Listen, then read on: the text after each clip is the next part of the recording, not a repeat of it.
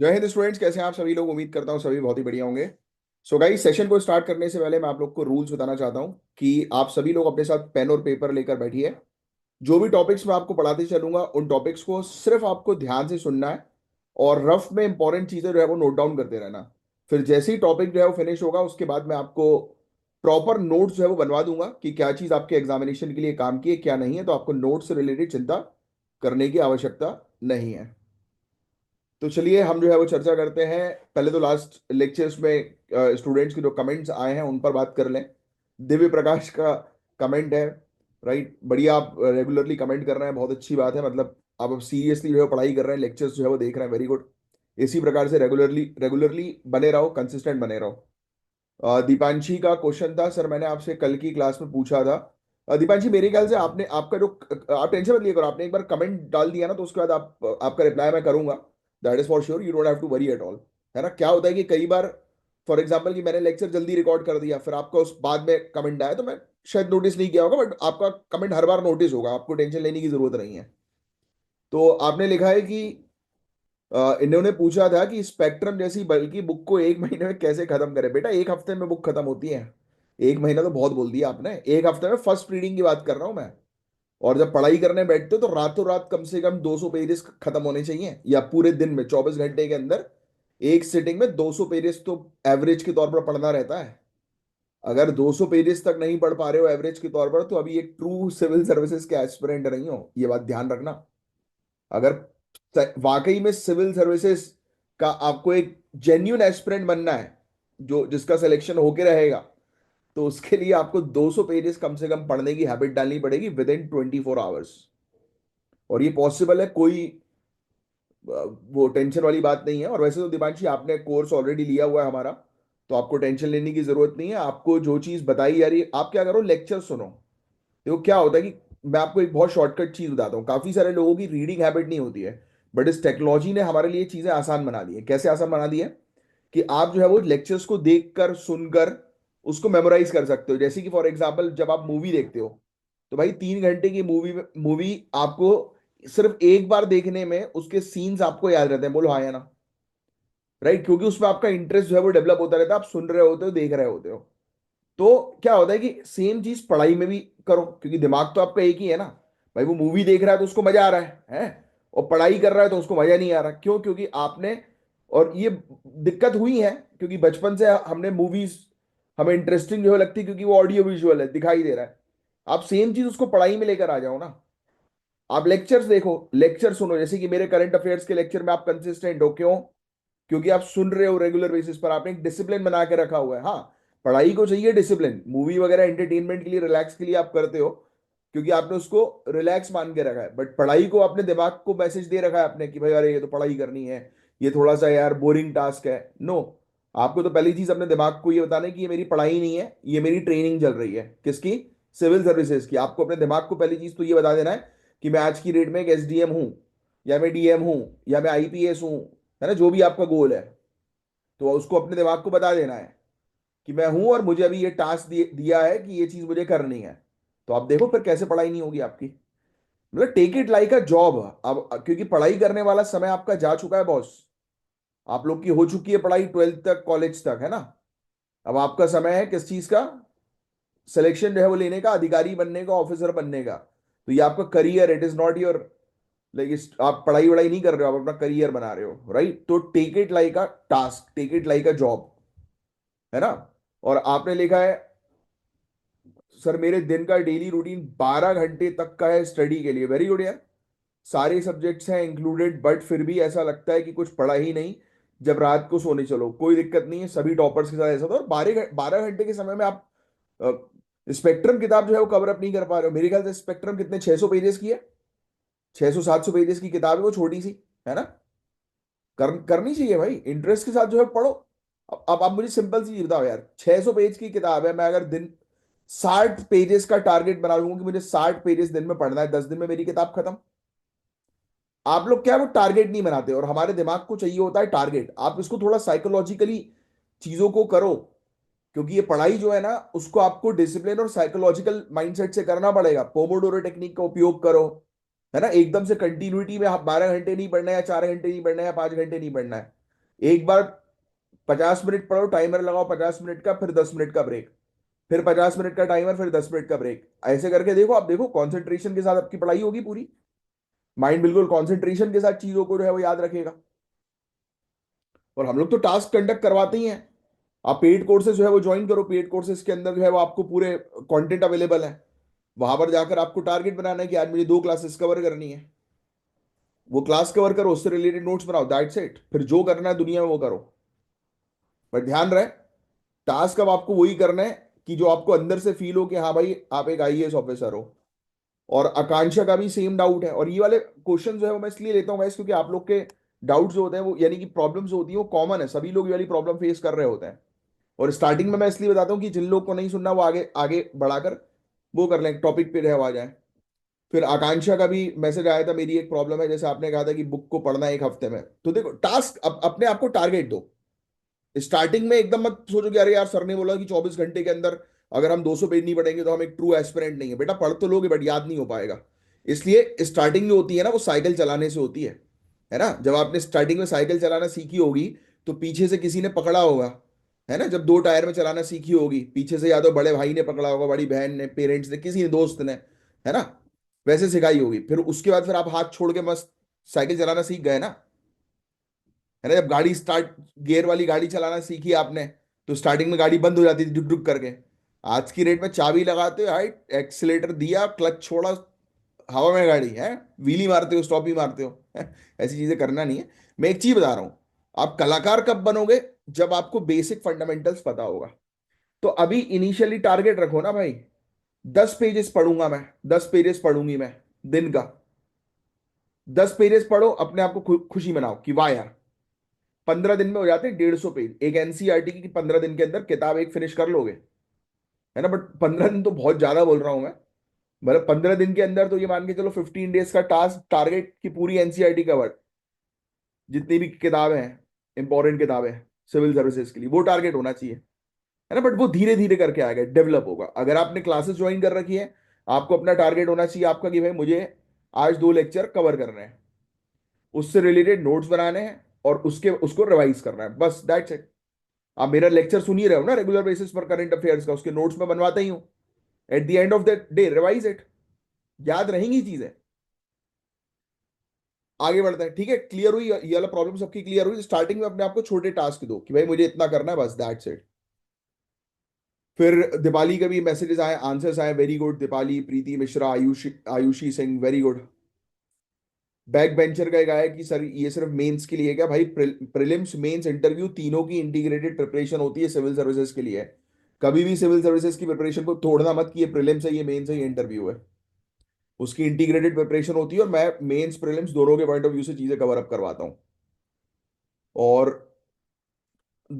आप लोगों ने गांधी जी का मैंने क्वेश्चन जो है वो दिया था, आप लोगों ने इसके आंसर्स दिए, वेरी गुड। बट मुझे ऐसा पता नहीं क्यों लग रहा है कि आप लोगों के आंसर जो है वो कॉपी पेस्ट वाले आंसर है। मुझे आपके ओरिजिनल आंसर जो है वो चाहिए थे, मुझे कॉपी पेस्ट से मतलब नहीं है।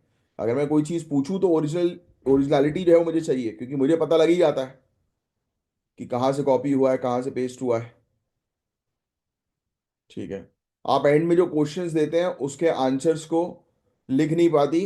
देखो स्टार्टिंग करो, देखो मैं आपको, ठीक है, आज के लास्ट के जब मेंस का क्वेश्चन होगा तो मैं आपको बताऊंगा कैसे लिखना है। थोड़ा सा इंट्रोडक्शन लिखो, फिर बॉडी वाले पार्ट में जो मेन चीज पूछी गई है उसके बारे में लिखने की कोशिश करो।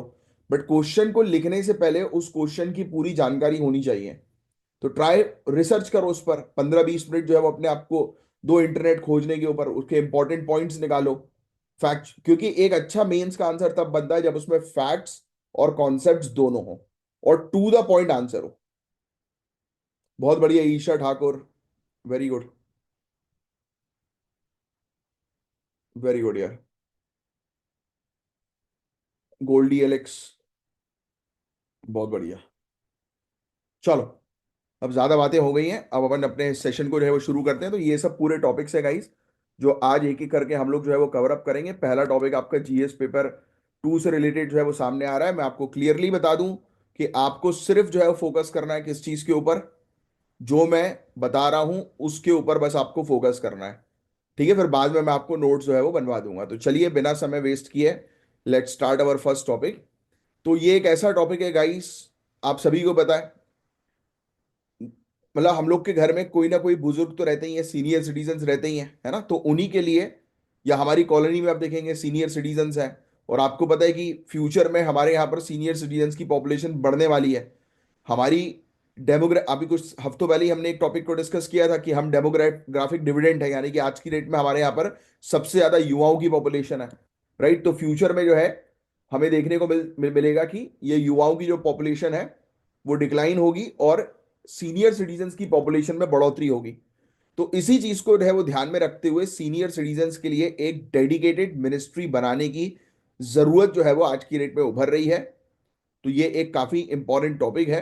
तो ऑनरेबल सुप्रीम कोर्ट ने एक याचिका को रिजेक्ट कर दिया जिसमें एक मिनिस्ट्री ऑफ सीनियर सिटीजन्स बनाने की डिमांड की थी। एक याचिका आई थी, इनने बोला कि भाई एक अलग से मंत्रालय बना दो। अब देखो यार, पेटिशन में कहा गया था कि सीनियर सिटीजन्स काफी सारे चैलेंजेस फेस कर रहे हैं, तो उनको एड्रेस करने के लिए एक मंत्रालय की आवश्यकता है। अब जैसे चैलेंजेस यानी कि हेल्थ केयर हुआ, राइट, फाइनेंशियल स्टेबिलिटी का चैलेंज हुआ, सोशल वल्नरेबिलिटी का चैलेंज हुआ, तो उसको सॉल्व करने के लिए एक मिनिस्ट्री बनाओ। तो आपको क्या लगता है कि, अब देखो कोर्ट ने तो कहा है कि मिनिस्ट्री बनाना जुडिशरी का काम नहीं है, आप गवर्नमेंट के पास अपना सजेशन लेकर जाओ। आप लोग मुझे कमेंट बॉक्स पे लिखकर बताओ कि क्या मिनिस्ट्री, एक particular dedicated ministry banana specially for senior citizen, ये क्या सही है आज की डेट में? आपको क्या लगता है, आपका क्या ओपिनियन है, ये मैं मतलब पढ़ना चाहूंगा। आप अपना ओपिनियन बताइए, फिर कल अपन इसके बारे में चर्चा करेंगे। तो देखो, थोड़े से स्टैटिस्टिक्स मैं आपको बता देता हूं जिसके बारे में एक अच्छी जानकारी आपको होनी चाहिए। तो इंडिया में 2022 में एल्डरली पॉपुलेशन 10.5% थी, जो 2050 तक 20.8% हो जाएगी। मतलब लगभग 347 मिलियन बुजुर्ग लोग इंडिया के अंदर होंगे 2050 तक। और 2046 तक बुजुर्ग लोगों की पॉपुलेशन, अब बच्चों की पॉपुलेशन 0 to 14 ईयर्स होती है, उससे ज्यादा हो जाएगी। और वर्किंग एज की पॉपुलेशन डिक्लाइन करेगी, जो 15 से 59 ईयर्स की पॉपुलेशन को हम लोग वर्किंग एज की पॉपुलेशन बोलते हैं, जो मैंने अभी आपको ऑलरेडी बताया ही है। फिर इसके अलावा हम लोग को रीजनल वेरिएशंस भी देखने को मिलेंगे। साउथ की स्टेट जैसे कि केरल, तमिलनाडु, हिमाचल प्रदेश में, मतलब साउथ की स्टेट केरल, तमिलनाडु और हिमाचल प्रदेश, इसमें बुजुर्गों की संख्या ज्यादा है। लेकिन बिहार और उत्तर प्रदेश जैसे हाई फर्टिलिटी रेट वाले स्टेट्स में 2036 तक बुजुर्गों की पॉपुलेशन में तेजी से बढ़ोतरी होगी।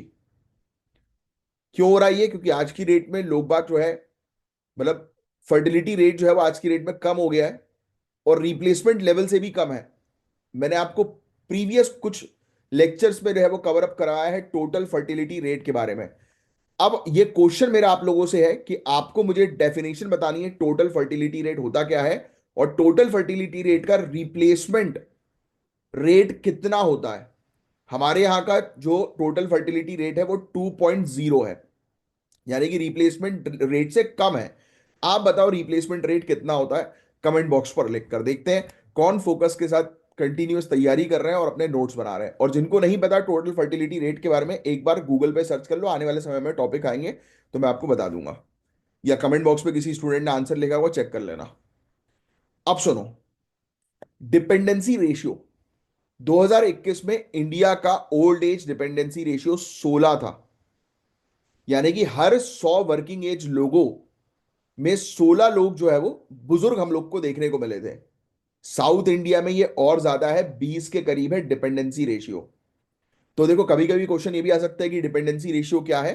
तो हर 100 वर्किंग एज पॉपुलेशन में कितनी बुजुर्गों की पॉपुलेशन है? तो 2021 में ये 16 थी, और साउथ की स्टेट्स में और ज्यादा है, 20 के आसपास है। अब ये और आगे चल के जो है वो बढ़ेंगी। ठीक है, तो ये फैक्ट जो है वो थोड़ा सा डिपेंडेंसी रेशियो से रिलेटेड ध्यान में रखना।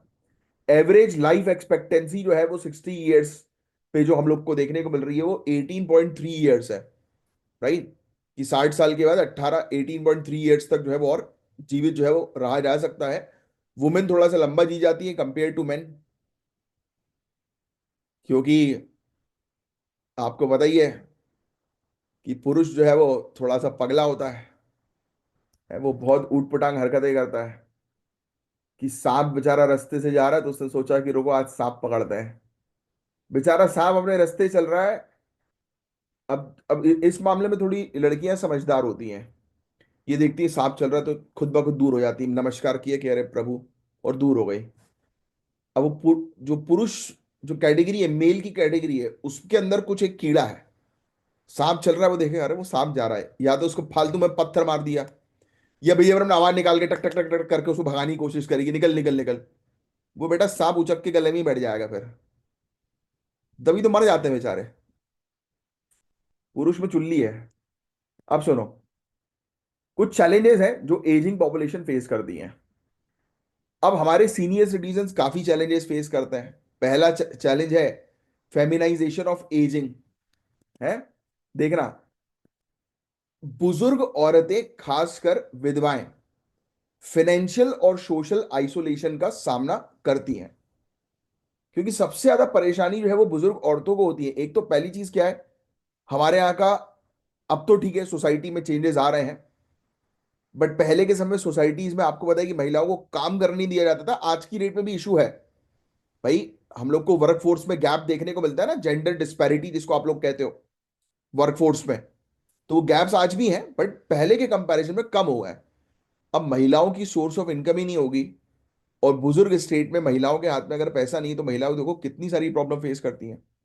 इसलिए गाइज अपने आप को फाइनेंशियल इंडिपेंडेंट बनाना बहुत जरूरी है, बहुत जरूरी लाइफ में। क्योंकि अल्टीमेटली रिश्तेदारी कुछ नहीं होती। सब साले रिश्तेदार जितने भी होते हैं ना, वो सिर्फ जब तक आपकी जेब में पैसा है तब तक अच्छे से बातचीत होती है। जहां पैसा खत्म हो गया तो कोई रिश्तेदार नहीं, कोई कुछ नहीं। तो इसलिए अपने आप को पावरफुल बनाओ। एग्जाम क्रैक करो, पावर अपने हाथ में लेकर आओ। और एग्जाम क्रैक नहीं कर रहे हो तो पैरेलली जो है वो अपने आप को पैसों से स्ट्रॉन्ग कर लो। क्योंकि इज्जत उन्हीं लोग की होती है जिनकी जेब में पैसा है और जिनके पास पावर है। बाकी किसी की इज्जत नहीं होती, फालतू की बातें ही हैं सब, कि हम अच्छे आदमी हैं। पैसे में क्या रखा है वो वही लोग बोलते हैं जिनके पास होता नहीं है। Next, ruralisation of ageing. 71% elderly rural areas में रहते हैं, जहां हेल्थ केयर और फाइनेंशियल सिक्योरिटी की कमी है। अब 71% रहते नहीं है बेसिकली। हमारे यहाँ की मैक्सिमम पॉपुलेशन तो रूरल एरियाज में ही है ना भाई। भाई 61 to 69% पॉपुलेशन रूरल एरियाज में रिजाइड करती है, तो ऑब्वियस सी बात है कि सबसे ज्यादा बुजुर्ग वहां पर है। और सबसे बड़ा चैलेंज उनके लिए वो है कि रूरल एरियाज में फैसिलिटीज की कमी है। फिर काफी सारी प्रॉब्लम्स, बीमारियां, ब्लड प्रेशर, हाइपरटेंशन, अर्थराइटिस, ये कॉमन है, घुटने में दर्द और ये सब चीजें। तो उसके लिए उनकी देखभाल की आवश्यकता होती है, बट लोग करते नहीं है। जिन माँ बाप ने बच्चों को जो है वो बड़ा किया, बचपन से लेकर चलना सिखाया, वही वही बच्चे जो है बड़े होके कहीं या तो कहीं दूर चले जाते हैं, देश छोड़ देते हैं, शहर छोड़ देते हैं। फिर उनको कोई मतलब नहीं माँ बाप से। अरे तुम शहर छोड़ दो, देश छोड़ दो, जो करना है वो करो, बट साला एटलीस्ट इतना तो पैसा कमा लो कि अपने माँ बाप के लिए वहां पर एक नौकर चाकर रखो, रेगुलर बेसिस पे उनसे बातचीत करो, इमोशनली तो कनेक्टेड रहो।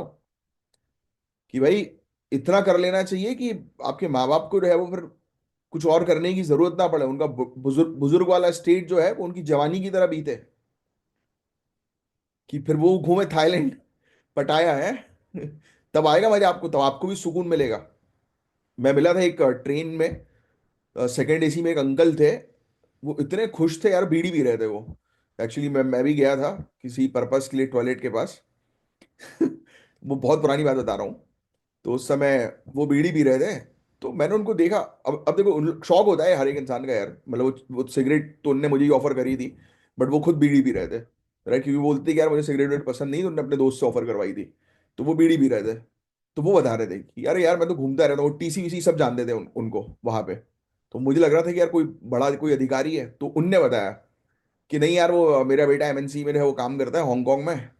और मेरे को तो बस वो ट्रेन मतलब टिकट्स भेजता रहता है कि पापा देखो ये अभी नहीं, जैसे ही मैं टूर खत्म करता हूँ 15 दिन मैं अपने घर में रहता हूँ, फिर मेरे पास नई टूर की टिकट्स आ जाती हैं कि जाओ पापा यहाँ घूम के आओ, वहाँ घूम के आओ।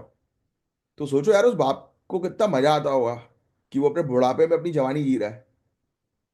तो ये करना है बॉस अपने माँ बाप के लिए आपको। इस दिन के लिए तैयारी करो, मन लगा के। तो बट हो यही रहा है हमारे यहाँ पर, चैलेंजेस बुजुर्ग लोग फेस करते हैं। सिर्फ 11% बुजुर्ग मेन और 1.7% बुजुर्ग महिलाओं को पेंशन मिलती है। बाकी या तो सोशल पेंशन पे डिपेंडेंट है, या इनकम ही नहीं है बेचारा, दूसरे परिवार के ऊपर हाथ जोड़ के रहे वो खड़े हुए हैं कि कहीं से कुछ मिल जाए। कभी नहीं होना चाहिए। और दूसरी बात, अपना पैसा बचा के चलो। मैंने लोगों को देखा है पूरे परिवार में पैसा उड़ा देते हैं। लोगों का, मैं तो अपने घर की कहानी बताता हूँ, पूरे परिवार में पैसा उड़ाया, फिर जब फाइनेंशियल डाउनफॉल आया तब उसके बाद कोई परिवार विवार नहीं देखता, सब मतलब ही होता है। और ये बात सच्चाई है दुनिया की। तो इसलिए उड़ाओ, मना नहीं करता उड़ाने के लिए, बट अपने पास इतना रखो कि तुम्हें कभी कोई जिंदगी में कमी ना आए। फिर सोशल अब्यूज, कुछ हरामखोर लोग ये बुजुर्ग लोगों को बेचारों को गाली बकते हैं। कितनी गलत बात है, मारते हैं यार,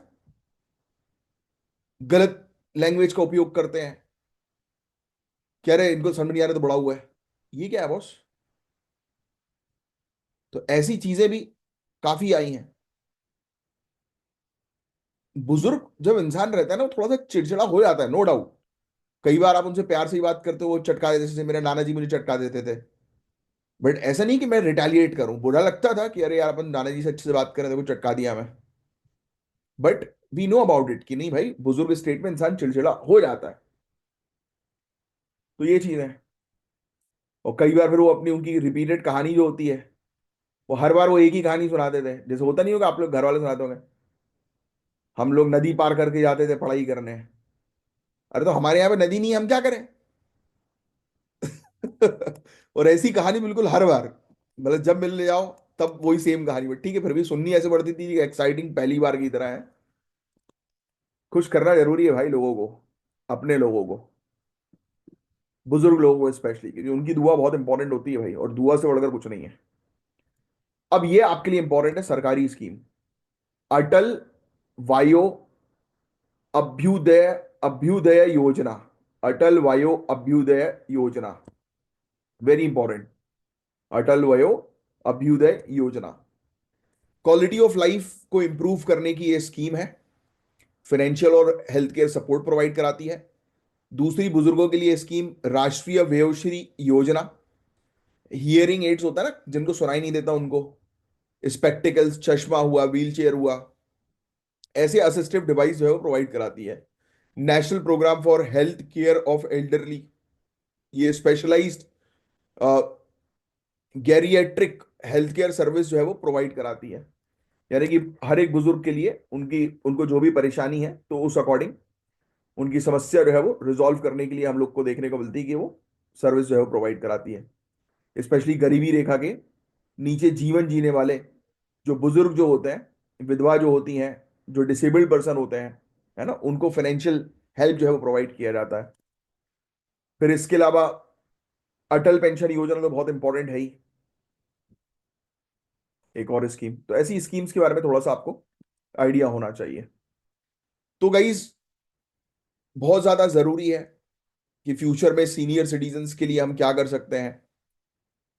तो एल्डरली सेल्फ हेल्प ग्रुप्स बना दो आप, है ना। डिजिटल इंक्लूजन, बुजुर्गों के लिए डिजिटल लिटरेसी प्रोग्राम स्टार्ट करोगे कि उनको सीखे। जैसे मैंने अपनी नानी को जो है वो पूरा व्हाट्सएप वगैरह सिखा रखा है? अच्छा भी लगता है उनको सिखाने, बट गुस्सा भी कई बार आती है कि सेम चीज कम से कम उनको 100 बार सिखानी पड़ती है। फिर वो छेड़ने की आदत, इधर उधर छेड़ के कुछ कुछ कर देते हैं, फिर आ जाता है ये क्या हो गया, हमने तो कुछ किया ही नहीं। फिर इकोनॉमिक सपोर्ट प्रोवाइड कराना गाइस बहुत जरूरी है, क्योंकि जब जेब में होता है पैसा तब किसी को किसी की जरूरत नहीं होती है। और ये बहुत इंपॉर्टेंट है, पैसा होना। और फिर हेल्थ केयर इंफ्रास्ट्रक्चर पे हमें काम करना जरूरी है, पॉलिसी पर काम करना। जापान के मॉडल्स को हम अडॉप्ट कर सकते हैं, जैसे कि असिस्टिव रोबोट्स और स्मार्ट हेल्थ केयर सोल्यूशंस। तो हम, तो हमारे जो बुजुर्ग हैं गाइस, ये हमारे देश की संस्कृति और संस्कार का एक इंपॉर्टेंट हिस्सा है। तो उनकी केयर और रिस्पेक्ट करना हम सबका फर्ज है। और सिविल सर्विसेज, जब आप एक ऑफिसर जो है वो बनेंगे, तो ऑब्वियस ही बात है कि वो एक इंपॉर्टेंट सिटीजन है, तो उनकी भी देखभाल करना जरूरी है। ऐसा नहीं है कि भाई वर्किंग एज पॉपुलेशन कोई हम बेनिफिट प्रोवाइड कराएं, इनसे तो हमें कोई बेनिफिट मिल नहीं रहा तो इनको छोड़ दें, ऐसा नहीं भाई। सबसे पहले तो ऑब्वियस ही बात है कि काम उनका होना चाहिए। कई बार होता है सरकारी ऑफिस में घंटों घंटों तक वेट करना रहता है, बट आप देखोगे कि कोई सीनियर सिटीजन है तो आप उनको ऑफर करो भाई। मेट्रो में ट्रैवल कर रहे हो, बस में ट्रैवल कर रहे हो, कोई सीनियर सिटीजन खड़ा देखे तो उनको दे दो सीट। बट लोग नहीं देते यार, लोग खुद चिड़चिड़े हैं कि काय को दें, हम भी तो खड़े हो देती, हमारा पैर नहीं दुख रहा क्या तुमसे? तुम्हारा इतना दुख रहा होगा उससे कई ज्यादा उनका दुख रहा होगा, फिर करना चाहिए भाई। तो इतना इतना तो आप तो सिविल सर्विसेज की तैयारी कर रहे हो, मैं आप लोग से नहीं बोल रहा हूँ, क्योंकि आप ये सब चीजें करते ही हो, कॉमन मैन। मैं कॉमन मैन की बात कर रहा हूँ जो नहीं करता। तो ये मिनिस्ट्री की आवश्यकता है क्या, ये ऐसा मेंस का एक क्वेश्चन पूछा जा सकता है। तो इसका आंसर तो आप ही बताएंगे मुझे, कल फिर अपन इसके बारे में डिस्कस कर लेंगे। बाकी ये सब आंकड़े वगैरह आप लोग को याद रखने की जरूरत नहीं है, आंकड़े वगैरह एग्जामिनेशन में पूछे नहीं जाते। आपको सिर्फ ये टॉपिक को जो है वो ध्यान से समझना था। इसमें ये लिख लो कि आज की डेट में बुजुर्ग लोग जो है वो क्या क्या चैलेंजेस जो है वो फेस करते हैं। ये पूरे चैलेंजेस के बुलेट पॉइंट्स बस बस लिख लेना, है ना। सिर्फ ये बुलेट पॉइंट्स, ये पहला वाला फेमिनाइजेशन में थोड़ा सा आप वो हो जाओगे, कंफ्यूज हो जाओगे, तो इसका जो है वो लिख लेना कि जो महिला जो होती है, बुजुर्ग महिला, वो सबसे ज्यादा जो है वो सोशल आइसोलेशन का सामना करती हैं, फाइनेंशियल डिपेंडेंट रहती हैं, तो उनको और परेशानी जो है वो होती है, एक एक रुपए के लिए उनको अपने घर पे जो है वो देखना पड़ता है। अरे ऐसा कर दो देखने की जरूरत ही ना पड़े, इतना पैसा उनके अकाउंट में ऑटोमेटिकली भेजते रहो। फिर एम्प्लॉयबिलिटी का चैलेंज, क्योंकि उस समय यार बुजुर्ग स्टेट में बेचारे कैसे जॉब करेंगे, बट फिर भी काफी सारे लोग करते हैं, देखते होगे आप। कोई रिक्शा चला रहा है बुजुर्ग आदमी, तो कोई कुछ सामान बेच रहा है, कोई खाना खिला रहा है, राइट। क्यों? क्योंकि उसको पता है कि भाई मेरा तो कोई है नहीं, खुद से ही करना पड़ेगा। और दुनिया राहत तो देती नहीं है, खून अलग चूस लेती है। तो वही चीज है, तो जहां मन वो हो आपका, वहां कुछ कभी डोनेशन भी करना चाहिए। अपने बर्थडे पे जो है वो चले जाओ। फिर ये पॉलिसीज के नाम बस लिख लो, सिर्फ ये नाम। इसमें डिटेल में अभी जाने की आपको आवश्यकता नहीं है। डिटेल में आप कब जाओगे, इन सभी पॉलिसीज को एक बार गूगल पे सर्च करोगे आज ही के दिन, ये आपका आज का टास्क है। विकिपीडिया पे इसकी डिटेल्स आपको मिल जाएंगी, इन पूरी पॉलिसीज की। इसका नाम अभी के लिए लिख लो और फिर वो कर दो। इसके बारे में थोड़ा सा बस पढ़ लेना, ठीक है। इसके नोट्स अभी मत बनाना, सिर्फ पॉलिसी के नाम और उसकी डिटेल्स पढ़ लो, बट उस डिटेल में, बट उसके नोट्स नहीं बनाना है अभी, ठीक है। तो ये था ओवरऑल टॉपिक जिसके बारे में हमने जो है गाइस चर्चा करी। अब आइए नेक्स्ट टॉपिक की तरफ हम लोग आगे जो है बढ़ेंगे। Again very important and very interesting topic, ठीक है। अब देखो, ये वाला जो टॉपिक है, अरे ये तो रिपीट हो गया यार, मिनिस्ट्री ऑफ सीनियर सिटीजन का ये टॉपिक है, सेम वही टॉपिक है। अच्छा, ये दो दो टॉपिक्स इसके अंदर इनने वो कर दिए क्या? हाँ, ये सीनियर सिटीजन का टॉपिक इनने रिपीट क्यों कर दिया यार? सेम वही टॉपिक है, मुझे लग रहा है दो अलग अलग सोर्सेज से निकाले होंगे इनने, वो बिना पढ़े कॉपी पेस्ट मार दिया। नहीं, ऐसा तो होता नहीं कि कभी बिना पढ़े कॉपी पेस्ट मारा गया हो। एक बार मैं चेक कर लेता हूँ इसमें कुछ और है क्या। अच्छा, एक और इसमें मुझे लग रहा है यार, कॉपी पेस्ट यहाँ पे एडिटिंग में दिक्कत आई है। हाँ, क्योंकि ये देखो, सुप्रीम कोर्ट ने 20 जनवरी 2025 को एक पेटिशन के through, petition permitted a petitioner advocating for establishment of dedicated ministry for senior citizen to present their case। अच्छा, इनने बोला कि भाई आप अपना केस गवर्नमेंट को दो, ये तो अपन डिस्कस कर ही चुके हैं। Union government move to initiate offshore sand mining. अच्छा, अपन ये वाला डिस्कस कर लेते हैं यार।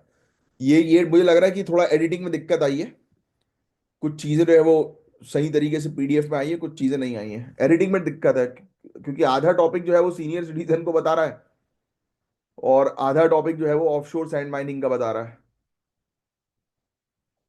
हाँ यार, एडिटिंग में दिक्कत है बॉस। चलो ठीक है, आपको टेंशन लेने की जरूरत नहीं। आप बस जो टॉपिक है वो मैं अभी आपको समझा देता हूँ। तो सीनियर सिटीजन वाले टॉपिक को तो हम ऑलरेडी डिस्कस कर ही चुके हैं। देखो, ऑफशोर सैंड माइनिंग का एक टॉपिक है। ऑफशोर सैंड माइनिंग समझते हो? ऑफशोर मतलब समुद्र के किनारे। अब समुद्र के किनारे क्या होती है? कोस्टल एरिया, रेत का एरिया हम लोग को देखने को मिलता है।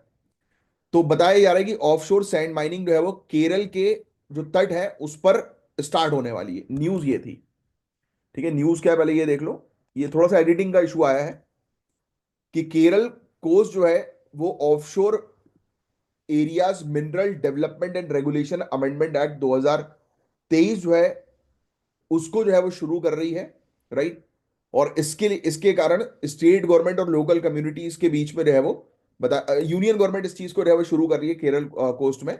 तो उसको लेकर स्टेट गवर्नमेंट जो है वो काफी गुस्सा जो है वो हो गई है, उन्हें रेजिस्टेंस जो है वो देना शुरू किया है। लोकल कम्युनिटीज चिंता कर रही हैं कि भाई इस प्रकार से अगर आप ऑफशोर में भी सैंड को जो है वो निकाल दोगे तो बड़ी दिक्कतें जो है वो आ सकती हैं। तो यही पूरी दिक्कतों के बारे में ही हम डिटेल में जो है वो डिस्कस करेंगे। तो एक जियोलॉजिकल सर्वे होता है, उसके हिसाब से पता ये लगता है कि केरल का जो तट है उसके पास 745 मिलियन टन्स सैंड अवेलेबल है, यानी कि बहुत ज्यादा मात्रा में रेत वहां पर अवेलेबल है, जो अगले 25 साल के लिए कंस्ट्रक्शन डिमांड पूरा कर सकता है। यानी कि आप यहां से पूरी रेत को निकाल के अगले 25 साल तक मजे ले सकते हो, और इसके थ्रू जीएसटी रेवेन्यू और ट्रेड बढ़ने का पोटेंशियल भी काफी हाई है। तो ये इन्होंने पहली चीज तो बोल दी कि भाई बहुत बेहतरीन 25 साल की डिमांड जो है वो पूरी हो सकती है, केरल के पास इतना रेत है उसके ऑफशोर क्षेत्र पे। लेकिन अब ये माइनिंग जो होगी ये सेडिमेंट डायनेमिक्स डिस्टर्ब कर सकती है, इससे मरीन लाइफ को खतरा, क्या खत्म हो सकती है marine life. Toxic waste water release होने का रिस्क भी है। कोस्टल एरियाज की नेचुरल सुनामी और साइक्लोन प्रोटेक्शन भी कम हो सकती है, क्योंकि अब आपको पता है ये रेत जो है कोस्टल एरिया पर, ये सिर्फ म, ऐसे चलने के लिए नहीं है कि हम लोग जो है वो अपने पार्टनर के साथ हाथ में हाथ डाल के बिल्कुल एकदम चलते रहे पानी के बगल में। ये इसलिए नहीं है भाई इसको गलत मत लेना। एनवायरमेंटल पर्सपेक्टिव से इसका एक बहुत इंपॉर्टेंट रोल है। ये जब साइक्लोन सुनामी आती है ना, ये उसको थोड़ा सा रोकने का काम करती है। समुद्र की जो हाई टाइड्स आती हैं उनको रोकने का काम करती हैं। काफी सारी जो प्रजाति होती है उनका ये घर होती है भाई। कछुए बेचारे आके यहाँ पे अंडे देते हैं, है ना, बैठे रहते हैं। कई बार आपने देखा होगा कुछ कुछ जीव जंतु यहाँ पर आके पड़े रहते हैं, धूप सेक रहे होते हैं, है ना। तो बेचारे उनको भी तो कुछ चाहिए ना जीने के लिए, सब छीन लोगे क्या उनसे? तो बड़ा इशू है यहाँ पर, एनवायरमेंटल रिस्क बहुत ज्यादा है, देखो आप। फिर दूसरा, केरल गवर्नमेंट और फिशिंग कम्युनिटीज ने अपोज किया। Revenue sharing framework central government के फेवर में है, और लोकल लाइवलीहुड और इकोलॉजी के सेफगार्ड्स जो है वो पर्याप्त नहीं है। इससे तो भाई लोकल फिशरमैन्स की हालत खराब हो जाएगी, जो बेचारे यहाँ पर बैठ के मछली पकड़ते हैं अपना। मछली आएंगी नहीं यहाँ पर, क्योंकि यहाँ पर फिर भाई मछली आती है दूसरी प्रजातियों को खाने, छोटी प्रजातियों को जो कोस्टल एरिया के आसपास रहते हैं। तो आप कोस्टल एरिया खत्म कर दोगे तो मछली नहीं आएगी, बड़ी दिक्कतें आएंगी, फिर उनको डीप वाटर पे जाना पड़ेगा। तो छोटे जो फिशरमैन है उनको बड़ी तकलीफ जो है वो हो सकती है इन सब चीजों से। एनवायरमेंट पूरी तरह से डैमेज जो है वो हो जाएगा, है ना। और ऑफशोर माइनिंग गाइस काफी जरूरी है क्रिटिकल मिनरल्स जैसे लिथियम और कोबाल्ट के लिए, जो इंपोर्ट डिपेंडेंसी को रिड्यूस करेगा। लेकिन ये सस्टेनेबल कैसे बनेगा, ये सबसे बड़ा सवाल है। हाँ, माना हमने कि आज की डेट में हमें इसकी जरूरत है हमारी खुद की डिमांड को फुलफिल करने के लिए, बट ह्यूमन ने क्या किया है, सिर्फ अपने बारे में सोचा। यही तो ह्यूमन की सबसे बड़ी परेशानी है। तो माइनिंग प्रोजेक्ट्स अप्रूव करने से पहले गाइस एनवायरमेंटल इम्पैक्ट के थ्रू असेसमेंट होना बहुत जरूरी है। रेवेन्यू शेयरिंग का फेयर मॉडल बनाया जाए जो सेंट्रल स्टेट और लोकल कम्युनिटीज के बीच बैलेंस क्रिएट करे। नो माइनिंग जोन जो है वो हम डेजिग्नेट करें, और इंटरनेशनल कॉपरेशन के थ्रू मरीन इकोसिस्टम के इम्पैक्ट को कम करने के लिए रिसर्च में इन्वेस्ट करें। तो ये था गाइस एक पूरा ओवरऑल टॉपिक। इसमें ज्यादा कुछ आपको समझने की आवश्यकता नहीं थी, बहुत बेसिक सी चीज थी। अगर लिखना चाहो तो नोट्स में सिर्फ एक ही चीज लिख लो कि केरल यूनियन गवर्नमेंट और केरल स्टेट गवर्नमेंट के बीच में एक टसल हो गई है। बस ये वाला पॉइंट जो है वो लिखना चाहो तो ये लिख सकते हो। ये कानून का नाम स्पेशली, ये वाला जो कानून है जिसके थ्रू अभी ये बोल रहे हैं कि ऑफशोर माइनिंग जो है वो करेंगे, बस इतना जो है वो लिख लो आप। इतने में काफी है, बस और कुछ नहीं है। बाकी एडिटिंग की थोड़ी सी इशू हो गया मुझे ऐसा लग रहा है, लग क्या रहा है इशू दिख ही रहा है, आप लोग को भी दिख रहा होगा। चलिए भैया अब नेक्स्ट टॉपिक की तरफ हम लोग आगे बढ़ते हैं। बहुत ही ज्यादा इंपॉर्टेंट टॉपिक, 90% से ज्यादा चांसेस है कि इससे रिलेटेड क्वेश्चन आएगा। तो हम बात करेंगे बेटी बचाओ बेटी पढ़ाओ और सुकन्या समृद्धि योजना के बारे में, जो 2015 में लॉन्च हुई थी और अब अपने 10 साल कंप्लीट कर चुकी हैं। तो कैसे इन स्कीम्स ने देश की बेटियों का भविष्य सुधारा और जेंडर डिस्पैरिटी खत्म करने में मदद करी, तो आइए इस टॉपिक को समझते हैं। तो बेटी बचाओ बेटी पढ़ाओ, लड़कों को भी पढ़ाओ भाई। लड़के पढ़ेंगे तभी तो इज्जत करना सीखेंगे।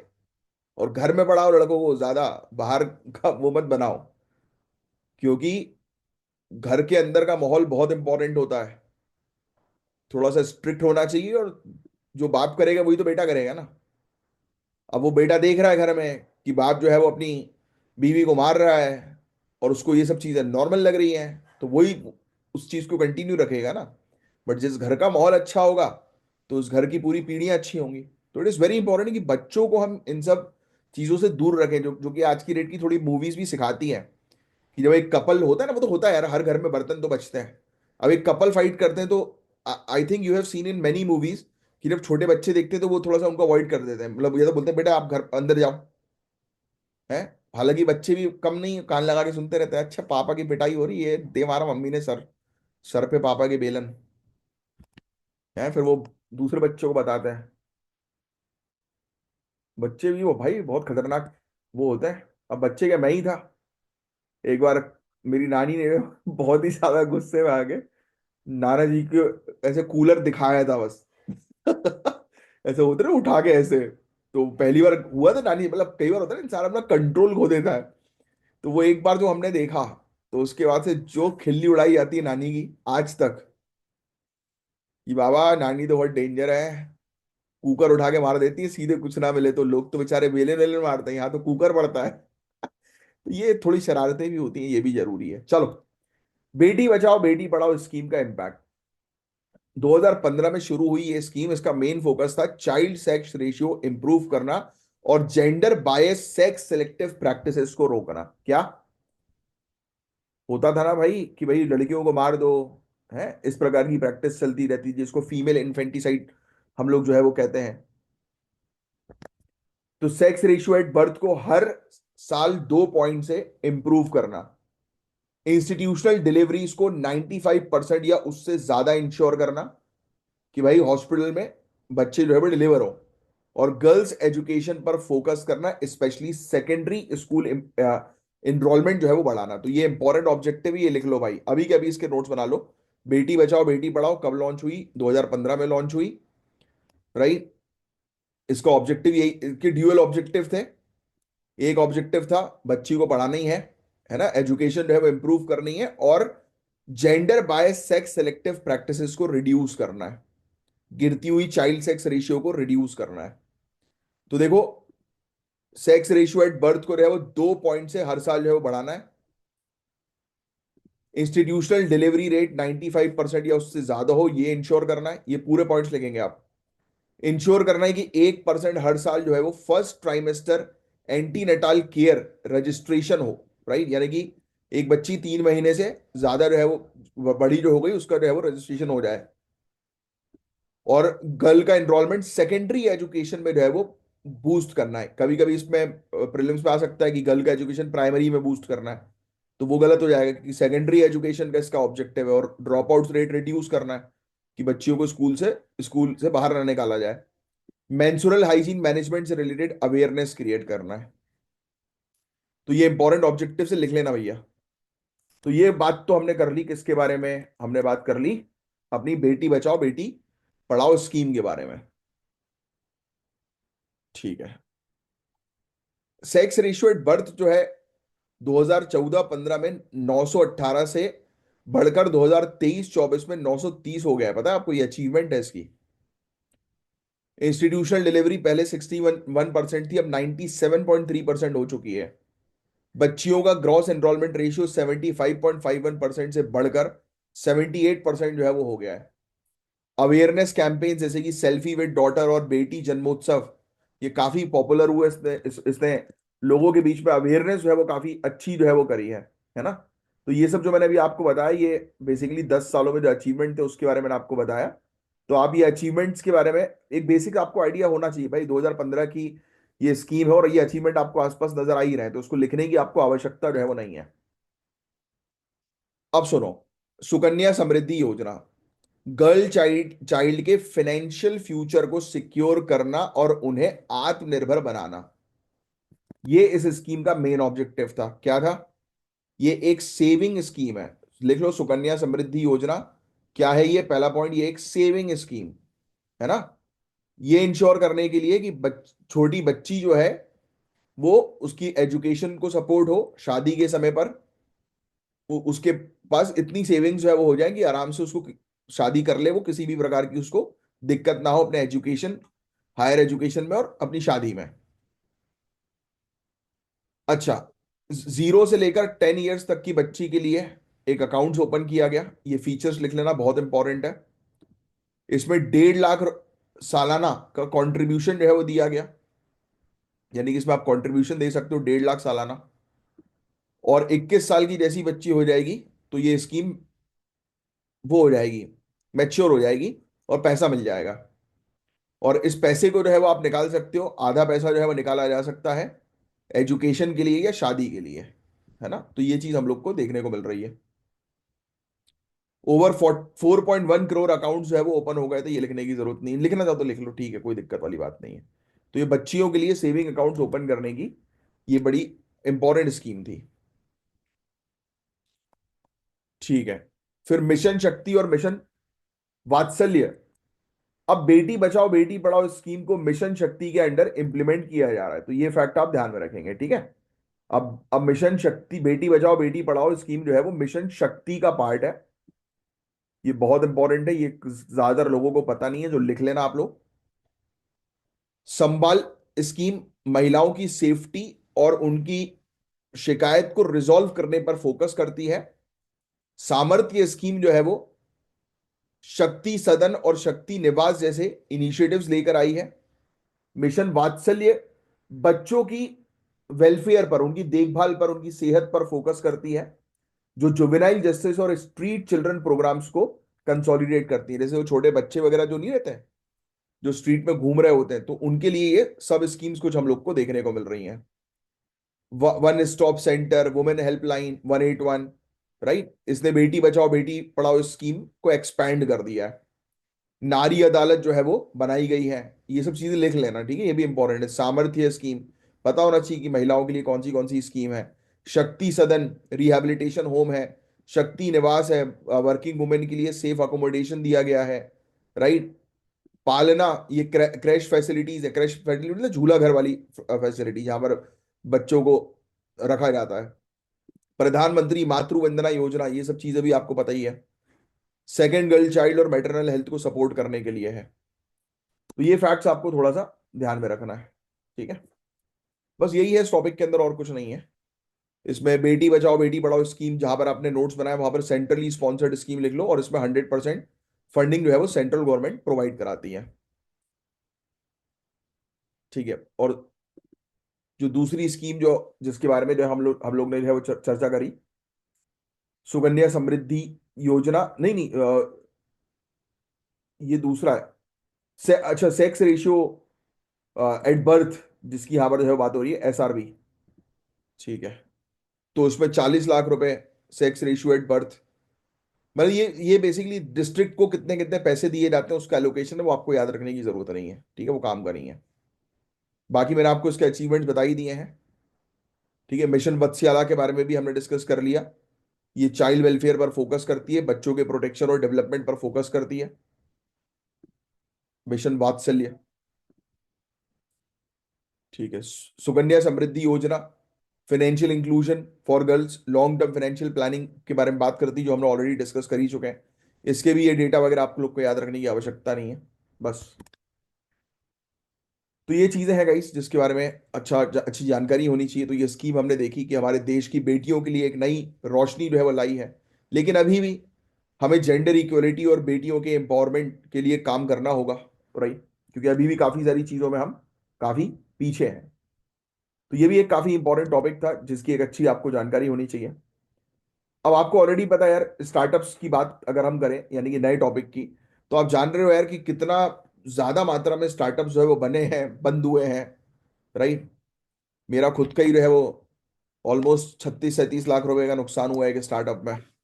बट ठीक है, कम से कम अपन ने कुछ तो किया, भले ही नुकसान किया। लोग इतना कमा नहीं पाते, अपन ने उतना नुकसान उड़ा दिया, बर्बाद कर दिया है अभी इस उम्र में। कोई बात नहीं, ये एक संकेत है कि आगे अपने लिए करोड़ों रुपए जो है वो वेट कर रहे हैं।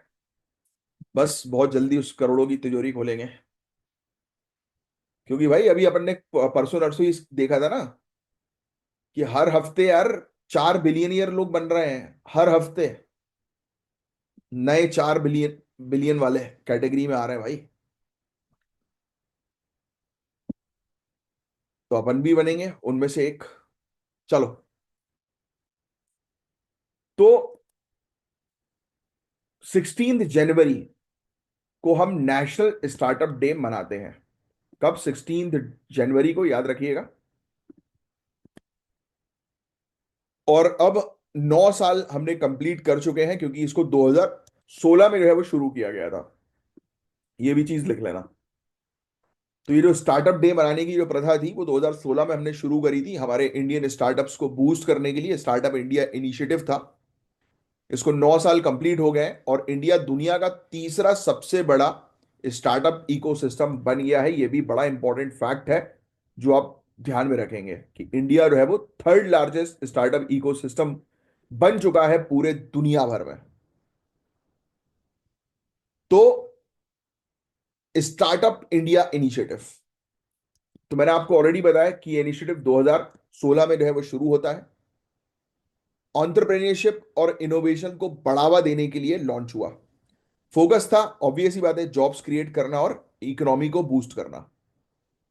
अब इसके फीचर्स की बात करें तो फीचर्स इसमें बहुत इंपॉर्टेंट हम लोग को जो है वो देखने को मिलते हैं।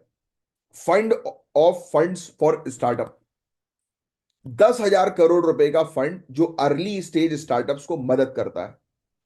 बट लिटरली टेलिंग यू, बहुत जुगाड़ जुगाड़ से स्टार्टअप्स के लिए पैसा जो है फंडिंग मिलती है, वरना ये लोग मना ही कर देते हैं। और मैंने तो एजुकेशन स्टार्टअप ओपन किया था, तो मेरे तो एजुकेशन में ये मान के चलो कि बैंक वाले बोल देते थे कि हम एजुकेशन वालों को लोन ही नहीं देते। और एनबीएफसी से जब मैंने लोन उठाया तो उसका रेट ऑफ इंटरेस्ट 30% है, 28 to 30%। तो जो ग्राउंड रियलिटी की बात मैं आप लोग को बता रहा हूं कि जो हम लोग पढ़ते हैं ना कि सरकार जो है वो एजुकेशन जो है वो प्रायोरिटी सेक्टर है, सरकार उसको बूस्ट करने के लिए बहुत हेल्प कर रही है, कोई हेल्प नहीं होती। बैंड बड़ी पड़ी हुई है ना। बैंक मना कर देती है, बैंक को अगर पता लग गया कि अच्छा आप एजुकेशन के स्टार्टअप हो, बाय बाय, कोई लोन नहीं मिलेगा। एनबीएफसी बोलती है हम दे देंगे बट शर्त है क्या, या तो कोलेटरल रखवाओ। अरे भाई, मैं बिजनेस करना चाह रहा हूं, मतलब मुझे कमाना है, मुझे तो अपने एसेट्स बनाने हैं, मेरे पास कुछ एसेट नहीं है तो क्या गिरवी रखवाऊं, बोलते आपका घर गिरवी रखवाओ। हद है भाई,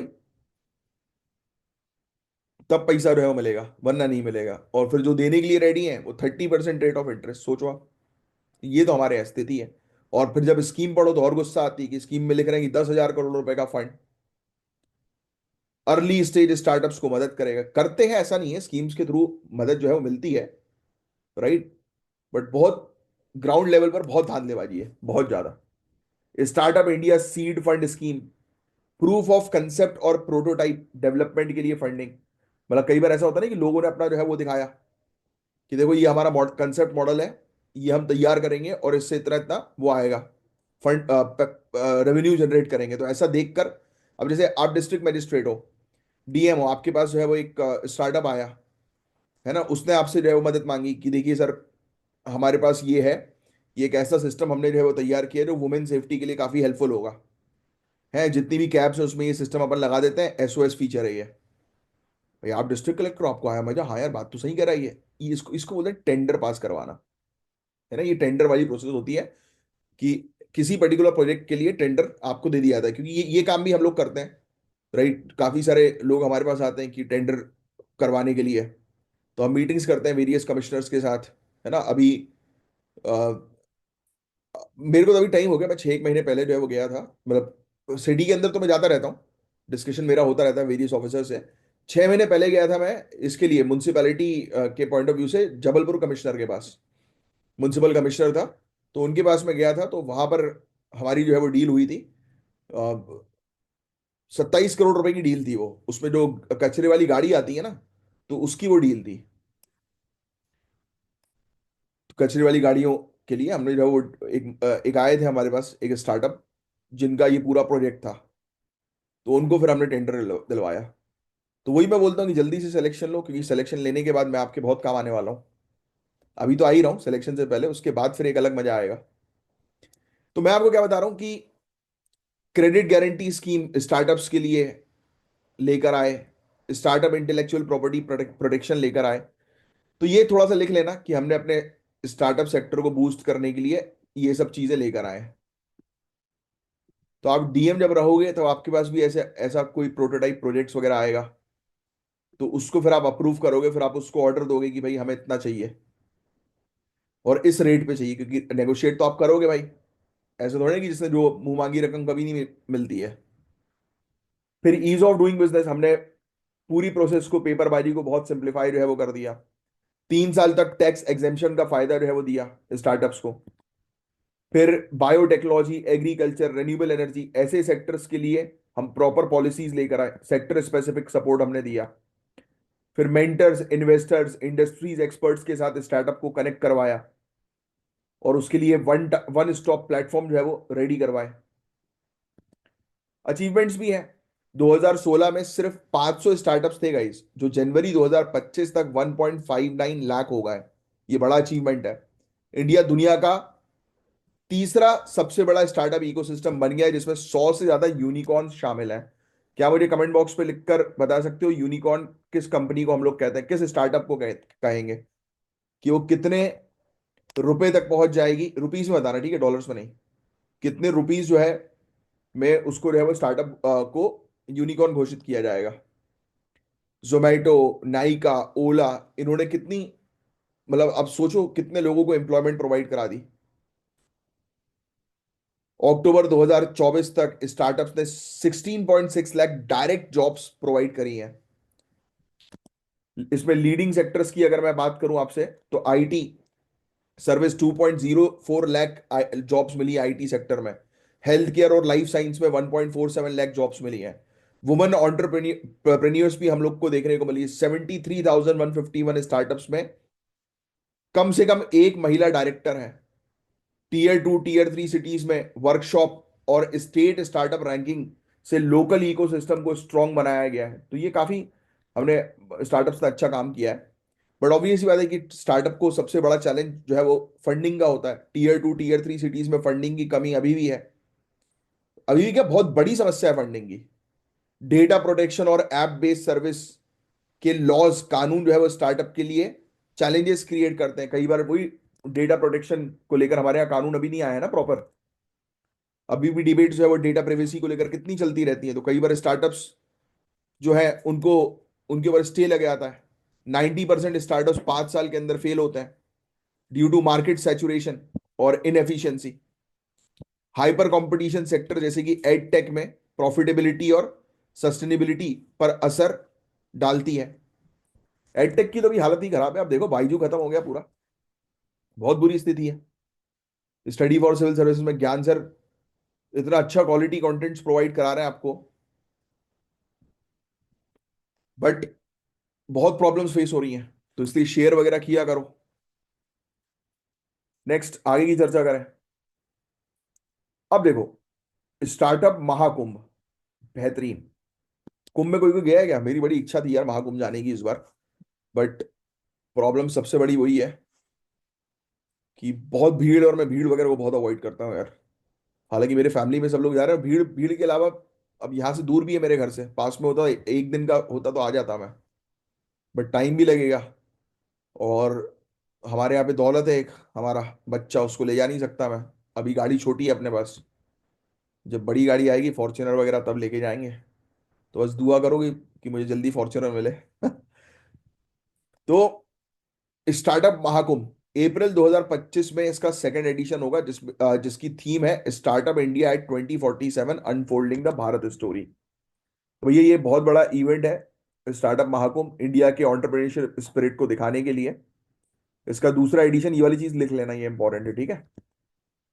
फिर Bhaskar platform, Bharat startup knowledge access registry, जो स्टार्टअप्स को ग्लोबल आउटरीच और पर्सनलाइज रिसोर्स प्रोवाइड कराती है। ये भी बहुत इंपॉर्टेंट है, इसका फुल फॉर्म भी लिख लेना, भास्कर प्लेटफॉर्म का। 2024 में इसको जो है वो लॉन्च किया गया था। स्टार्टअप्स, इन्वेस्टर्स, इन सबके बीच में कोलैबोरेशन करवाती है ये। नॉन मेट्रो रीजन में जो स्टार्टअप्स है ना, तो उनके लिए काफी अच्छा काम कर रही है। फिर G20 प्रेसिडेंसी के अंडर स्टार्टअप 20 एंगेजमेंट ग्रुप ने इंडिया को एक ग्लोबल इनोवेशन हब बनाने में मदद करी। ये भी बहुत इंपॉर्टेंट है। G20 की हमारे यहाँ सबमिट हुई थी ना, तो उसमें हमें काफी बेनिफिट मिला, हमारे स्टार्टअप्स को, इन्वेस्टर्स जो है वो काफी मिले। तो हेल्थ हेल्थ टेक और क्लीन टेक जैसे सेक्टर्स के लिए रेगुलेटरी बर्डन्स को अब हमें कम करना होगा। एआई, ब्लॉकचेन और आईओटी जैसे उभरती हुई जो टेक्नोलॉजीज आ रही है ना, इनके लिए ट्रेनिंग बढ़ानी पड़ेगी। टीयर 2 टीयर 3 सिटीज को इंफ्रास्ट्रक्चर और लोकलाइज इंसेंटिव्स के थ्रू डेवलप करना होगा। टैक्स एग्जेम्पशन पीरियड को 5 साल तक बढ़ावा देना होगा। गवर्नमेंट के कॉन्ट्रैक्ट्स में स्टार्टअप्स के लिए स्पेसिफिक परसेंटेज रिजर्व करना पड़ेगा, राइट। तब हम इसको जो है वो और बेहतर तरीके से आगे बढ़ा सकते हैं। तो ये एक इंपॉर्टेंट चीज थी जिसके बारे में एक आपको अच्छा आइडिया होना चाहिए। अब जो नेक्स्ट टॉपिक आ रहा है ये बड़ा इंपॉर्टेंट है भाई। ये क्योंकि आरबीआई इकोनॉमिक्स के पॉइंट ऑफ व्यू से टॉपिक है, और एआरसी एसेट रिकंस्ट्रक्शन कंपनी वसूली वाली कंपनी होती है ये। एनपीए को खरीदने वाली कंपनी मान के चलो। एनपीए क्या होता है, आई थिंक आप सभी लोग को पता ही लग चुका होगा, पहले भी हम पढ़ चुके हैं। नॉन परफॉर्मिंग एसेट जिसको बोलते हैं। इसकी मुझे एक लाइन में प्रॉपर सिंपल डेफिनेशन लिखकर बताओ कि एनपीए है क्या, नॉन परफॉर्मिंग एसेट क्या है। तो हम इसी के बारे में बात करेंगे, आरबीआई के रिवाइज्ड फ्रेमवर्क के बारे में, एसेट रिकंस्ट्रक्शन कंपनीज के लिए जो आए हैं, रिसेंटली रिलीज हुआ है। इस फ्रेमवर्क का एम है ऑपरेशनल ट्रांसपेरेंसी बढ़ाना और एआरसीज की प्रैक्टिसेस को स्मूथ करना। ये गाइडलाइंस एआरसी को अकाउंटेबिलिटी और एफिशिएंसी के नए स्टैंडर्ड सेट करने में मदद करेगी। तो आइए डिस्कस करते हैं एआरसी, एनपी और इन सब के मुद्दे को जो है वो डिस्कस करेंगे डिटेल में। तो आरबीआई ने अभी मैंडेट किया है कि एआरसी को एक बोर्ड अप्रूव्ड पॉलिसी बनानी होगी बोरोअर्स के ड्यू सेटल करने के लिए। देखो क्या होता है, इनको जो है वो आरबीआई ने master direction reserve bank of India asset reconstruction companies direction 2024 जो है वो रिवाइज किया, जिसका ऑब्जेक्टिव सिंपल सा ये है, और सिंप्लीफाई तरीके से समझाऊं। जो लोग बैंक से लोन लेते हैं, फिर वो लोग लोन चुका नहीं पाते हैं, तो उनका जो अकाउंट होता है वो एनपीए हो जाता है। मतलब यहां पर बैंक को हो रहा है लॉस। अब बैंक क्या करती है, बैंक एसेट रिकंस्ट्रक्शन कंपनीज के पास जो है वो जाकर इस अकाउंट को जो है वो बेचती है, जिससे कि पूरा बर्डन एसेट रिकंस्ट्रक्शन कंपनी अपने पास उठा ले और बैंक को कम लॉस में पैसा दे दे। मतलब फॉर एग्जांपल किसी व्यक्ति ने 1 करोड़ रुपए बैंक से लिए हैं, 20 लाख रुपए तक वो चुका पाया, उसके बाद से उसने चुकाने से इनकार कर दिया कि अब उसका इनकम ही नहीं है, वो नहीं चुका पा रहा। मतलब अभी बैंक कितने के घाटे में, 80 लाख के घाटे में। अब एसेट रिकंस्ट्रक्शन कंपनी बोलेगी कि लाओ हमें ये बेच दो 50 लाख में, फिर बाकी हम उस व्यक्ति से जो है वो डील करेंगे। अब जैसी भी हमारी डील होती है उस व्यक्ति से, वो हमारे ऊपर है। तुम जो है वो 20 लाख रुपए का लॉस झेल लो, 30 लाख रुपए का लॉस झेल लो। तो भाई बैंक तो खुश हो जाएगी ना, बैंक बोलेगी हाँ यार अभी तक तो मेरा 80 लाख का लॉस हो रहा था, अब तो सिर्फ मेरा 30 लाख का लॉस होगा। क्यों? क्योंकि जो एसेट रिकंस्ट्रक्शन कंपनी है उसने बैंक को रहे 50 लाख रुपए दे दिए, और उसका एनपीए जो है वो उसमें लॉस सिर्फ उसका 30 लाख रुपीज दिखवाया।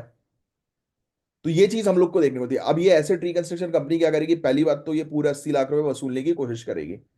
वो सामने वाले व्यक्ति के पास जाएगी, हो सकता है कि कोर्ट के थ्रू उसकी प्रॉपर्टी दूसरी जो है उसको उसकी कुर्की करवा ले। कहीं वो विलफुल डिफॉल्टर तो नहीं है, तो उसके ऊपर कार्रवाई भी करवाएगी, है ना। हर तरीके से प्रेशर क्रिएट करेगी पैसे निकलवाने के लिए। बट अगर कोई जेन्युइन प्रॉब्लम है तो फिर उससे एंड में आकर बोलेगी ठीक है तुम्हारा 80 लाख रुपए बकाया है। फिर उसको पहले समझाएगी देखो तुमने 1 साल तक अभी पे नहीं किया या 6 महीने पे नहीं किया, तो ये अब 80 लाख से पेनाल्टी वेनाल्टी रख के 1 करोड़ के ऊपर फिर हो गया। तो वो बोलेगा कि यार बात तो सही है, मैं क्या करूं, कुछ बताओ। फिर वो बैंक बोलेगी चलो देखो अभी आपका टोटल आउटस्टैंडिंग ड्यू बता रहा है 1 करोड़। ये उलझाने का तरीका, मतलब पैसे निकलवाने का तरीका होता है। तो आप एक काम करो, मैं आपका लोन सेटल करवा देता हूँ 60 लाख रुपए में, लाओ दो मुझे 60 लाख और गेम खत्म करो। तो यहां पर एसेट रिकंस्ट्रक्शन कंपनी को 10 लाख का फायदा हो गया, और सामने वाला व्यक्ति, उसको लगा कि भाई मैंने 60 लाख में सेटल कर दिया 1 करोड़ का लोन, है ना। बट सेटलमेंट के बाद फिर उसको कभी जिंदगी में लोन नहीं मिलना है। ये चीज भी होती है, क्योंकि मैं खुद ये सब प्रोसीजर से जो है वो होकर गुजरा हूं। तो I know very well, but settlement कभी नहीं करवाना चाहिए। सेटलमेंट इज बेकार चीज। उसकी जगह आप अपने लोन को वो करा लो, रिकंसिडर करा लो, कंसोलिडेट करवा लो, ईएमआई कम करवा लो। वो सब ऑप्शन होते हैं, एक बार बैंक में जाके बात करोगे तो सब मिलेगा ऑप्शन। या दूसरे लोन्स जो है वो करके ये वाले लोन को बंद करो और एक ही जगह से लोन चलाओ। Multiple loan is the biggest problem. Loan loan तो कभी लेना ही नहीं चाहिए। अब सुनो, यहां तक बातें समझ में आ गई ना आपको कि भाई पूरी कहानी क्या है। तो आरबीआई बोल रही है, पहली चीज तो बोली कि आपको एक बोर्ड अप्रूव्ड पॉलिसी बनानी होगी जो बोरोवर्स के ड्यू सेटल करने के लिए हेल्प करे। प्रॉपर गाइडलाइंस बनानी होंगी। इस पॉलिसी में क्या क्या इंक्लूड होगा, cut off date for eligibility under one time settlement scheme, कि सामने वाले व्यक्ति को जो है वन टाइम सेटलमेंट स्कीम दे दो। सेक्रीफाइस लेवल की डेफिनेशन होनी चाहिए। रियलाइजेबल वैल्यू कैलकुलेट करने की मेथोडोलॉजी, कि हाँ भाई ठीक है कि कितने में सेटलमेंट होगा, उसकी प्रॉपर एक मेथोडोलॉजी। फिर सबसे पहले सारे रिकवरी मैकेनिज्म एग्जॉस्ट करने होंगे। उसके बाद ही सेटलमेंट की बात होगी। मतलब पहले तो आप जितनी रिकवरी करने की कोशिश करो सामने वाले से कर लो, बट नहीं हो रही रिकवरी तो उसके बाद सेटलमेंट पे आ जाओ। अब सेटलमेंट का पैसा लमसम में लेना प्रायोरिटी है, लेकिन अगर बोरोअर लमसम नहीं दे सकता तो इंस्टॉलमेंट बोरोअर्स के बिजनेस प्लान और कैश फ्लो के हिसाब से अलाइन होनी चाहिए। अब देखो सामने वाले व्यक्ति ने बोला कि यार मैं महीने की जो है वो 30,000 रुपये किस्त तो नहीं भर पाऊंगा। अब आप देख रहे हो हाँ यार उसके अकाउंट में बाकी में भी पैसा नहीं आ रहा, डाउनफॉल उसका हो गया है। तो फिर आप क्या कर सकते हो, उससे रिकवरी तो आपको करना है, तो आप क्या करो, उसकी किस्त बना दो, कम ईएमआई कर दो और उसको बोल दो कि चलो ठीक है हम सेटलमेंट कर लेंगे, आपको किस्तों में पैसे ले लेंगे। 1 करोड़ से ज्यादा वैल्यू के अकाउंट्स के लिए स्ट्रिक्ट प्रोसीजरल गाइडलाइंस फॉलो करनी होगी, क्योंकि 1 करोड़ बहुत बड़ा अमाउंट होता है भाई। फिर एआरसी को एक इंडिपेंडेंट एडवाइजरी कमेटी बनानी होगी जिसमें टेक्निकल, फाइनेंशियल और लीगल एक्सपर्ट्स होंगे। ये कमेटी सेटलमेंट प्रपोजल्स को रिव्यू करेगी और एआरसी बोर्ड को रिकमेंडेशन जो है वो देगी। तो ये सेटलमेंट प्रोसेस हमने देखी, फिर ये एक इंडिपेंडेंट एडवाइजरी कमेटी है ना। फिर अगर किसी अकाउंट में लीगल प्रोसीडिंग्स ऑलरेडी चल रही है, यानी कि केस चल रहा है, तो सेटलमेंट सिर्फ मतलब केस के बाद ही होगा। यानी कि अगर किसी ने केस जो है लगा के रखा है तो सेटलमेंट सिर्फ केस के बाद ही होने वाला है। तो ये पूरी कहानी है जो आरबीआई ने जो है वो अभी बोली है करने के लिए। तो चाहो तो लिख लो। पहली चीज तो मैंने आपको बता दी कि आरबीआई का ये नया डायरेक्शन जो है वो आ गया है। इस डायरेक्शन का ऑब्जेक्टिव जो है वो लिख लो आप कि भाई इसका ऑब्जेक्टिव सिंपल सा है कि एआरसी एसेट रिकंस्ट्रक्शन कंपनी की प्रैक्टिसेस को जो है वो बेहतर बनाना, है ना, व्यवस्थित करना। ठीक है, इसमें अब उनको जो है वो पूरे स्ट्रक्चर्ड प्रोसीजर जो है फॉलो करने पड़ेंगे बोरोअर्स के ड्यू को सेटल करने के लिए। ठीक है, और जो क्रेडिटर के इंटरेस्ट है उसको प्रायोरिटाइज जो है वो करना पड़ेगा, ये इंश्योर करने के लिए कि सेटलमेंट प्रोसेस जो है वो प्रॉपर तरीके से हो। और आरबीआई का प्रयास यही है कि जो भी एनपीए की प्रॉब्लम्स आज की रेट में चल रही हैं उनको रिजॉल्व किया जाए, क्योंकि एनपीए एक बड़ा हमारे लिए चैलेंज है। अब नेक्स्ट पॉइंट पे आप लिखोगे कि एआरसी को अब स्टैब्लिश करनी पड़ेगी एक बोर्ड अप्रूव्ड पॉलिसी, है ना। सेटल्स जितने भी मतलब ओवरड्यू अमाउंट्स हैं उनको सेटल करने के लिए, यानी कि एक आपको पॉलिसी जो है वो लानी पड़ेगी, बोर्ड अप्रूव्ड पॉलिसी। ये पॉइंट लिख लेना। पॉलिसी के अंदर क्या क्या चीजें मेंशन होगी वो आपको लिखने की जरूरत नहीं है, बट एक क्लियर कट ऑफ डेट होनी चाहिए कि कब सेटलमेंट होगा, सेटलमेंट का एक टाइम क्या होगा, और प्रॉपर सेक्रीफाइस लेवल क्या होने चाहिए, प्रॉपर मेथोडोलॉजी कि किस प्रकार से सेटलमेंट होगा। अब सेटलमेंट की प्रोसेस में आपको ऑलरेडी बता ही चुका हूं, वो आपको याद रखने की आवश्यकता नहीं है। ये जरूर लिख लेना कि 1 करोड़ की वैल्यू के ऊपर का अगर केस है तो उसमें स्ट्रिक्ट प्रोसीजरल गाइडलाइंस जो है फॉलो करनी पड़ेगी, यानी कि स्ट्रिक्टनेस ये दिखाएंगे 1 करोड़ के ऊपर के अकाउंट पर। फिर एक इंडिपेंडेंट एडवाइजरी कमिटी जो है वो, उसके अंदर एक्सपर्ट्स होंगे टेक्निकल, फाइनेंशियल या लीगल फील्ड के, राइट, जो सेटलमेंट की के प्रपोजल को पूरी तरह से जो है वो रिव्यू करेंगे। ठीक है, फिर अगर किसी का केस जो है वो चल रहा है तो केस के बाद ही सेटलमेंट होगा, ये लिखने की जरूरत नहीं है, बिल्कुल नेचुरल है ही। ठीक है, अब ये बहुत बेसिक चीजें हैं जो आप अपने जीएस पेपर 3 में पढ़ोगे ही पढ़ोगे, है ना। और जिनको भी हमारी क्लासेस ज्वाइन करनी है, ये दिए गए नंबर है, इस पर कांटेक्ट करके क्लास ज्वाइन कर सकते हो। तो अब देखो, अब आपको सिंपल सी चीज मैं आपको बताऊं तो एआरसी जो है वो क्या है, इसकी ये डेफिनेशन लिखी हुई है, मैं आपको एक्सप्लेन कर ही चुका हूं पूरी तरह से कि वो फाइनेंशियल इंस्टीट्यूशन यानी कि कंपनी है जो नॉन परफॉर्मिंग एसेट्स को खरीद लेती है, राइट, बैंक्स और फाइनेंशियल इंस्टीट्यूशन से। और इनका काम है एसेट्स रिकंस्ट्रक्ट करना या लिक्विडेट करके रिकवरी करना। मतलब ये थर्ड पार्टी कंपनी एक प्रकार से कलेक्शन वाले होते हैं ये, जो बैंक जो है वो सामने वाले को पकड़ा देगी तुम कलेक्ट करो हमारे बिहाफ में।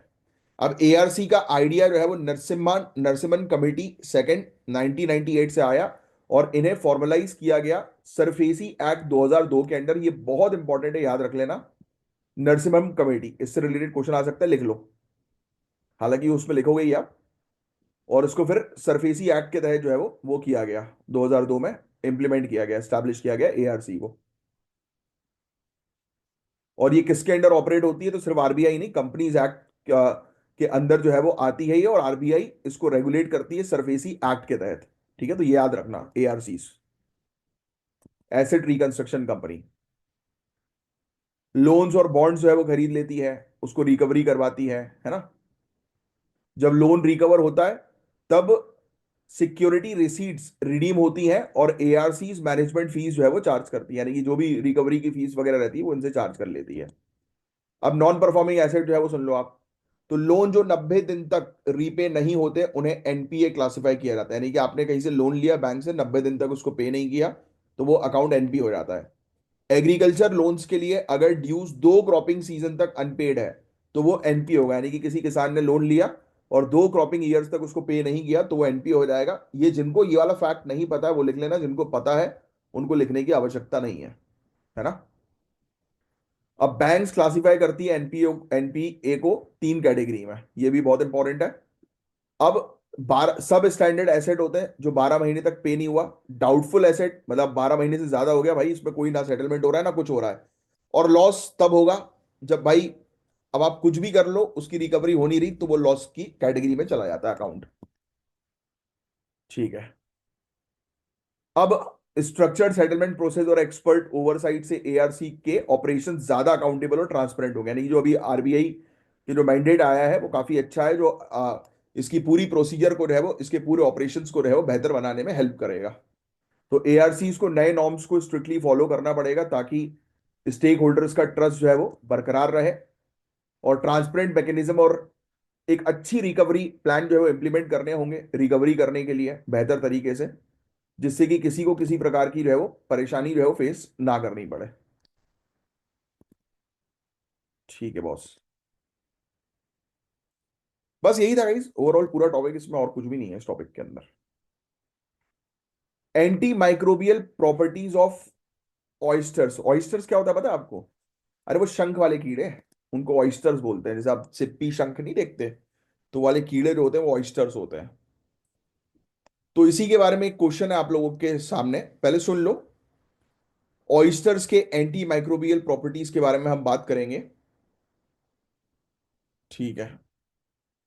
अब एंटी माइक्रोबियल प्रोटीन्स और पेप्टाइड्स होते हैं जो बैक्टीरियल फंक्शंस को रोकने में काफी मददगार होते हैं, मतलब कह रहे हैं कि ये इनके अंदर ऐसी प्रॉपर्टी है जो बैक्टीरिया को रोक सकती है। तो ये एक अच्छी चीज है मेडिकल साइंस में, हेल्थ बेनिफिट्स में काफी इंपॉर्टेंट है। अब देखो इसमें होता है हीमोलिम्फ। ऑयस्टर्स की हीमोलिम्फ यानी कि उनकी बॉडीली फ्लूइड, यानी कि उसकी बॉडी में जो पानी होता है, इसमें एंटी माइक्रोबियल प्रोटीन्स और पेप्टाइड्स होते हैं, ये बताया गया है पहली चीज तो रिसर्च के थ्रू। यानी कि ये कीड़ा जो है इसकी इसका जो लिक्विड जो रहता है चिपचिपा, तो बोल रहे हैं कि उसके अंदर एंटी माइक्रोबियल प्रॉपर्टीज है। ये बैक्टीरिया इन्फेक्शंस को न्यूट्रलाइज करती हैं और इम्यून सिस्टम को, यानी कि हमारा जो इम्यून सिस्टम होता है उसको स्ट्रांग बनाने में मदद करती हैं। एक इंटरेस्टिंग बात यह है कि ये जो प्रोटीन्स है एंटीबायोटिक्स के साथ कोलैबोरेट करके उनकी इफेक्टिवनेस को 2 से 32 गुना तक बढ़ा सकते हैं।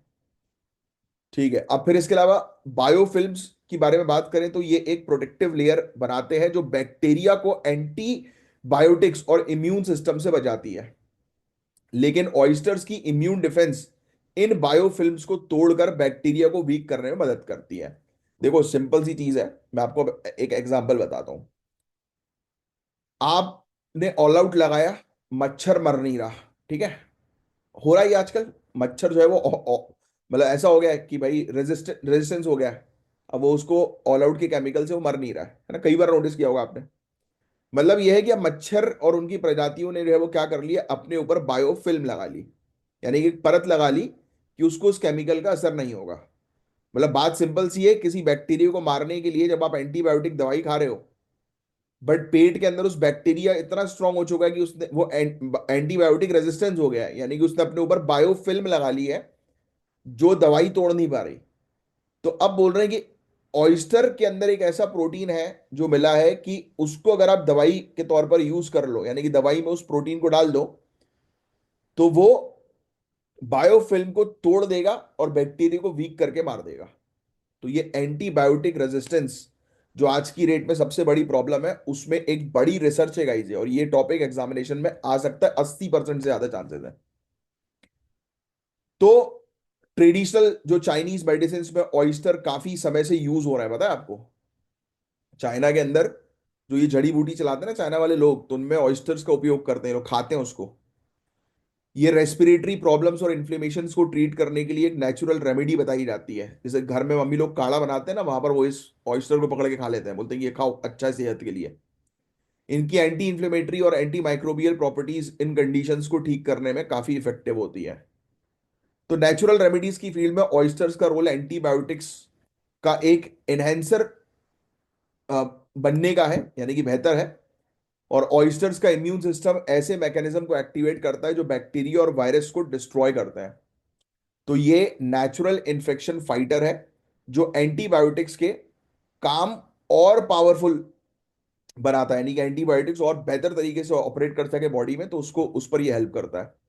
तो रिसर्चर्स अब ये एक्सप्लोर कर रहे हैं कि ऑयस्टर्स के एंटी माइक्रोबियल पेप्टाइड्स का ह्यूमन मेडिसिन में कैसे यूज हो सकता है, और इसका एम यही है कि एंटीबायोटिक रेजिस्टेंस का एक इनोवेटिव सोल्यूशन जो है वो डेवलप करना। तो ऑयस्टर काफी, देखो उसकी साइंटिफिक चीज ऑयस्टर के बारे में आज आपको जो है वो पता लगी। अब ट्राई करो इस क्वेश्चन का आंसर जो है वो बताने की कि क्या होगा इसका करेक्ट आंसर। अब नेक्स्ट क्वेश्चन हम लोग को जो है वो देखने को मिल रहा है, अच्छा ये क्रेन का है, एक माइग्रेटरी डिमोइजल क्रेन एक हम लोग को देखने को मिलती है। इसकी फोटो अगर आप देखोगे गूगल पे तो ये ग्रे कलर की पक्षी है।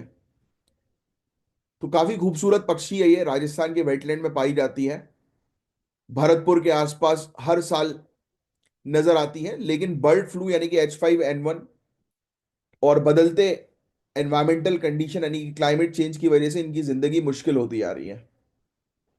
तो बर्ड फ्लू का प्रभाव H5N1 वायरस काफी तेजी से इन बर्ड्स में जो है वो फैल रहा है। इस वायरस की वजह से राजस्थान के जो वेटलैंड्स जो हम लोग को देखने को मिलते हैं, आर्द्र भूमि जिसको हम लोग कहते हैं, और इन बर्ड्स के हैबिटेट जो है उनको बहुत नुकसान पहुंच रहा है। डेमोइजल जो क्रेन्स हैं इनकी हेल्थ और पॉपुलेशन पर इसका डायरेक्ट इंपैक्ट देखने को मिल रहा है, और ये इनके सर्वाइवल के लिए एक बड़ा चैलेंज है। राजस्थान और आसपास के क्षेत्र में प्रॉपर डिजीज को मॉनिटर और कंट्रोल किया जा रहा है, बट काफी प्रयास काफी लिमिटेड है।